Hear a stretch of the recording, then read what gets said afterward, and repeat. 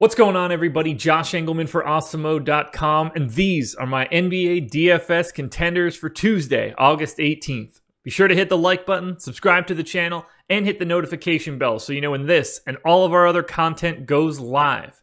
Shai Gilgeous-Alexander is on the outside looking in. Who will be the top 10 plays for today? It's time to find out. All right, coming in at number 10, we got Jimmy Buckets. Number 6 on FanDuel, number 9 on DK, 7,800 on FanDuel, 7,600 on DraftKings, but he gets the shooting guard small forward eligibility, which I think is massive.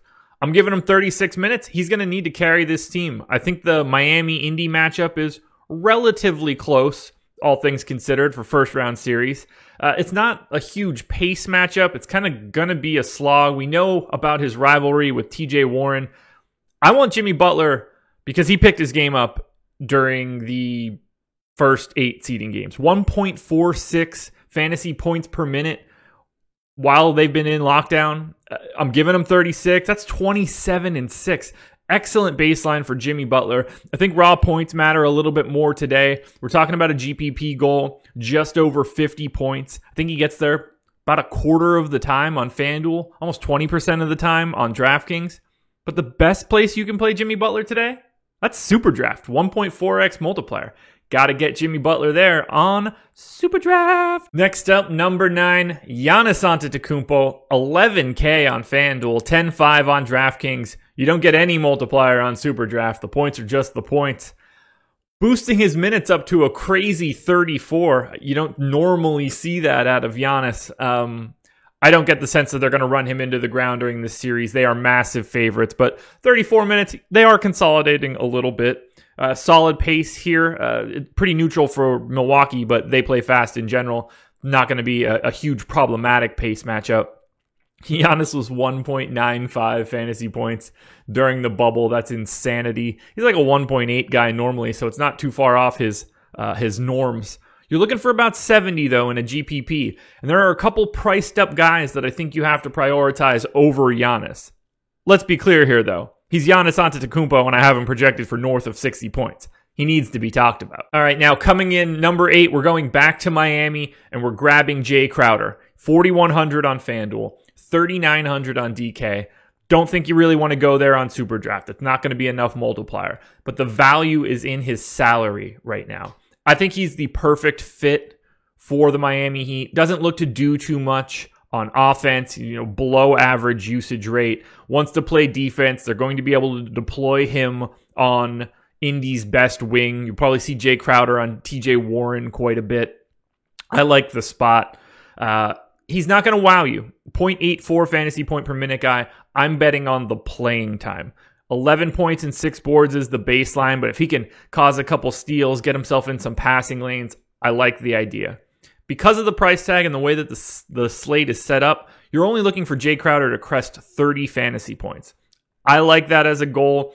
Happens about 23% of the time on both FanDuel and DraftKings. So I'm looking at Jay Crowder as one of my premier value plays for today's slate. Next up, coming in number 7, that would be Chris Paul. He's number 3 for me on FanDuel at 7,200. You're looking for just shy of 50 fantasy points, actually. I think Chris Paul steps up big here. I'm not one for revenge narratives, but if it's ever going to happen, it's Chris Paul going back to Houston. Huge pace-up spot for the Thunder. He's going to need to soak up the minutes. I'm giving him 36. Does a little bit of everything out there. I think he wants this one big time, and I can't imagine not wanting to get to him, especially on FanDuel at that price. There's nothing at all wrong with 7,700. Even the 1.4x multiplier seems great. There's no Russell Westbrook. That is probably worse for Chris Paul, honestly, but it doesn't really make much of a difference. Ultimately, Chris Paul is going to be out there a ton for Oklahoma City, running the show. I think this is a perfect spot for him. Great matchup against Houston. Get yourself CP3. Also, take a look at my number 6 overall guy. Number 2 on FanDuel, that's Nikola Vucevic. 7,900 on FanDuel is just simply too cheap for this guy. His minutes couldn't be more secure. I think that he gets a slight boost now that we're getting into the playoffs. GPP goal on FanDuel is what you want to pay attention to, though. Just 52.5 fantasy points. It's almost 10 points higher on DraftKings where he's 8,800. I just don't see him as viable on DK. Nothing wrong with him on Superdraft, but FanDuel is the spot to grab Vooch. I think it's a good spot. He could stretch Brook Lopez out a little bit. He's been fine in the bubble, basically right on his normal outlook. He was 1.26 in the bubble. He was 1.27 in my model. That's really all I need. Baseline of 21 and 12 for the game. If the shooting stroke is there, I think Vooch is in for a big, big game, and 52.6 as a GPP goal on FanDuel is well within his sights. Now, my number 5 guy, Brook Lopez, is the opposite of Vooch. He's my 19th overall guy on FanDuel. I don't like the idea of paying up for him at $5,800. But on DraftKings, he's number 2. It's incredible value. $4,700. GPP goal, around 36 fantasy points. That's incredible for today's slate. I'm giving him 30 minutes. He's not wildly involved in the offense, but he's not a ghost either. I'm projecting him for 19% usage. He's been great in the bubble. I think having a couple months off probably good for the big man. 1.24 FanDuel points per minute while he's been in Orlando. I'm hoping that can continue. I think this is a pretty good spot for Brook Lopez as well. Don't think he's going to be worried about Nikola Vucevic's defense in any way, shape, or form. So Brook Lopez is a guy that you want to pay very close attention to on DraftKings.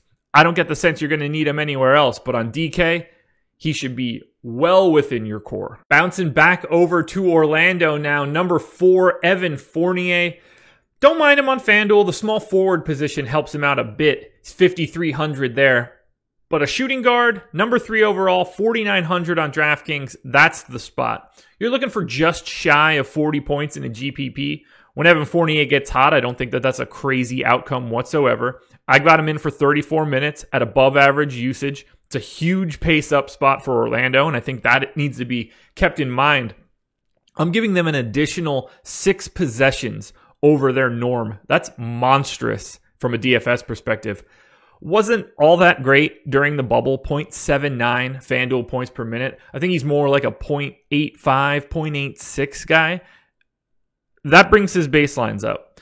Don't really worry about him on Superdraft. The 1.6x multiplier is not going to be enough to get it done. But on DraftKings, this is another option for you, especially in a balanced build, 4,900. He'll really work in any style build, but I'm really digging Evan Fournier on DraftKings. Nothing wrong with him on FanDuel, but it's definitely better on DK. This one should come at no surprise whatsoever, other than the fact that I've got another pay-up option above him.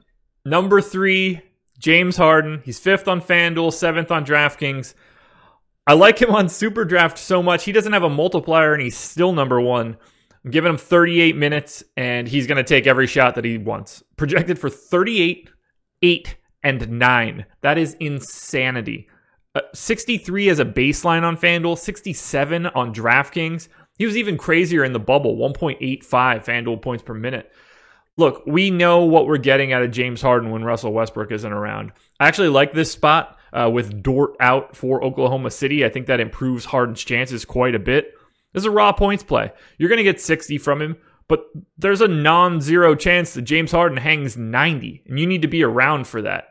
He looks really good. I like paying up for him. I have one other option that I think is a tad more efficient because of the price. 11.5 on FanDuel and 11.7 on DraftKings is a pretty big number. But you know what you're getting out of James Harden when Russell Westbrook can't play.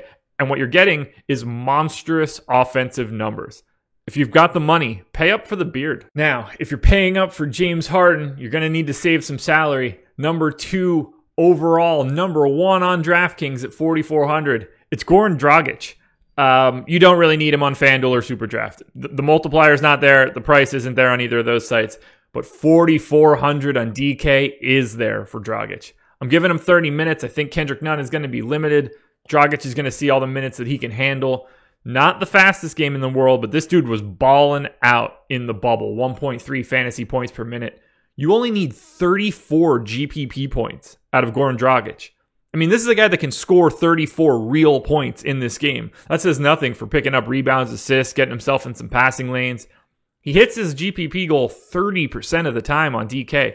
He is fully unavoidable. Goran Dragic is probably my favorite play of the day, given his salary. I can't imagine how much I'm going to have on DK. just a staggering amount. It's going to be a shame that I won't be cheering for him on FanDuel at the exact same time, but Dragic is the guy that you need to pay down for, bar none, on DraftKings. And finally, the number one contender for today, it's got to be Anthony Davis. Number one overall on FanDuel at 10K. He's number two on SuperDraft, gets a 1.1 multiplier. Even on DraftKings, 14th overall. He's a forward and a center, 10-4. I'm giving him 38 minutes, 30 points, 11 rebounds, 3.5 assists, 4 total stocks. He's going to do literally everything. There's not a single person on Portland that can slow him down. I promise you it's not Zach Collins. I promise you it's not Carmelo Anthony if they try with either of those two. Good luck putting Nurkic on him. Anthony Davis is just going to be bombs away from 3. As long as Anthony Davis asserts himself, he is matchup proof against Portland. I love this spot. You only need 65 fantasy points from him in a GPP on FanDuel. That's lunacy. His baseline is almost there. The raw points are a no-brainer. I've got to prefer Anthony Davis to LeBron James. It's really going to be difficult for me to go a different direction. This is the ultimate spot for Anthony Davis. You cannot find a better matchup, and that is why he is my number one contender. All right, everybody, that'll do it. Those are the top 10 plays for today. That's Tuesday, August 18th. Once again, be sure to hit that like button, subscribe to the channel, and hit the notification bell so you know when this and all of our other content goes live. I will have updates on my Twitter account at Josh Engelman throughout the day if we get any more news as I make some changes to the model. So be sure to follow me on Twitter so you can get those updates. Let me know in the comments section of the video, who is your number one contender for today? I wish you the best of luck. I'm coming for that number one spot. I'll see you guys again tomorrow morning.